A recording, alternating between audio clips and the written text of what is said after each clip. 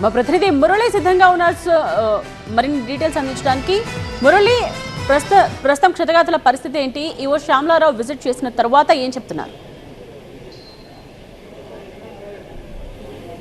అంటే కొద్దిసేపటి క్రితమే టీటీడీ ఈవో శ్యామలారావు ఇక్కడికి వచ్చారు. చికిత్స పొందుతున్నటువంటి క్షతగాతులను పరామర్శించడంతో పాటు వారికి చికిత్స అందుతున్నటువంటి వివరాలను కూడా ఇక్కడ ఉన్నటువంటి వైద్య బృందాన్ని అడిగి తెలుసుకున్నారు.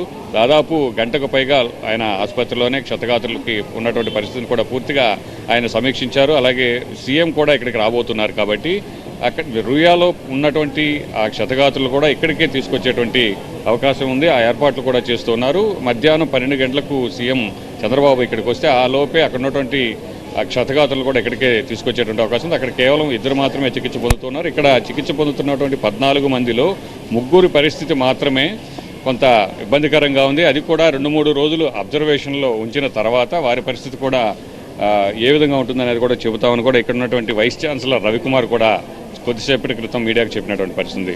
అయితే ఇక్కడికి మంత్రులు రాబోతున్నారు కాసేపట్లో. ఇక్కడికి నిన్న ఘటన జరిగిన వెంటనే కూడా 3 మంత్రులను ఇక్కడ ఉన్నటువంటి పరిస్థితులను సమీక్షించడానికి, అలాగే ఇక్కడ అవసరమైనటువంటి ఏర్పాట్లన్నీ కూడా దగ్గరుండి చూసేందుకు 3 మంత్రులను ఇక్కడికి వెళ్లాలని ఆదేశించింది. వారందరూ కూడా తిరుపతి చేరుకున్నారు. కాసేపట్లోనే స్విమ్స్లో ఉన్నటువంటి పద్మావతి మహిళా మెడికల్ కళాశాలకు చేరుకుంటారు. ఇక్కడ వైద్యులతో మాట్లాడిన తర్వాత ఇక్కడ వారికి అందుతున్నటువంటి చికిత్సకు సంబంధించినటువంటి వివరాలన్నీ కూడా తెలుసుకుంటారు. అలాగే ఇక్కడి నుంచి వెళ్ళి ఆ ఘటన జరిగినటువంటి ప్రాంతంలో కూడా ఏ విధంగా జరిగిందన్నటువంటి విషయాన్ని కూడా పరిశీలించిన తర్వాత ముఖ్యమంత్రి చంద్రబాబు ఇక్కడికి వచ్చిన తర్వాత ఈ ఘటనకు సంబంధించినటువంటి పూర్తి నివేదికను నేరుగా మంత్రుల బృందం వివరించబోతోంది.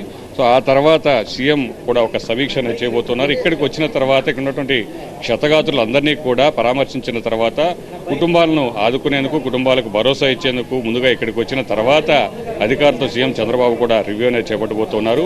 ఈ రివ్యూలో ప్రధానంగా జరిగినటువంటి ఘటనకు సంబంధించినటువంటి వివరాలు తెలుసుకోవడంతో పాటు భవిష్యత్తులో ఇలాంటి ఘటనలు జరగకుండా ఎలాంటి చర్యలు తీసుకోవాలి, అసలు నిన్నటి ఘటనలో ఎవరి వైఫల్యం ఉంది, అలాగే ఏర్పాట్లలో ఏదైనా లోపాలు ఉన్నాయి, ఇవన్నీ కూడా ఆయన సమీక్షించిన తర్వాత పూర్తి స్థాయిలో దానికి సంబంధించినటువంటి వివరాలను కూడా ప్రకటించేటువంటి అవకాశం ఉంది.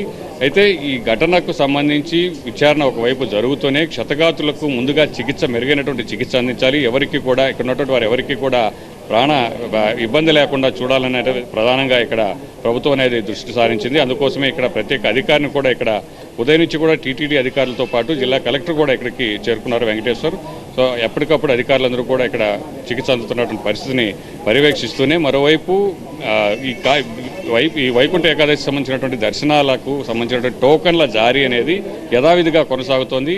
సో ఈ 3 రోజుల పాటు కూడా నిన్న జరిగినటువంటి ఇన్సిడెంట్ మళ్ళీ జరగకుండా ఉండాలంటే మాత్రం గట్టి చర్యలు తీసుకోవాల్సినటువంటి అవసరం ఉంది. అందుకోసమే ప్రత్యేకంగా మంత్రులు 3 ఇక్కడికి రావడంతో పాటుగా ఒక సీనియర్ అధికారిని కూడా, ఐఏఎస్ అధికారిని కూడా కోఆర్డినేట్ చేసుకుంటూ ఎప్పటికప్పుడు పరిస్థితిని అంటే ఈ ఏర్పాట్లకు సంబంధించి ఆయన దగ్గర నుండి చూసుకునేలా ప్రభుత్వం కూడా ఆలోచిస్తున్నట్టు తెలుస్తుంది. ఈ సమీక్ష తర్వాత ప్రభుత్వం కూడా దానికి సంబంధించినటువంటి ప్రకటన అయితే చేసేటువంటి అవకాశం ఉంది.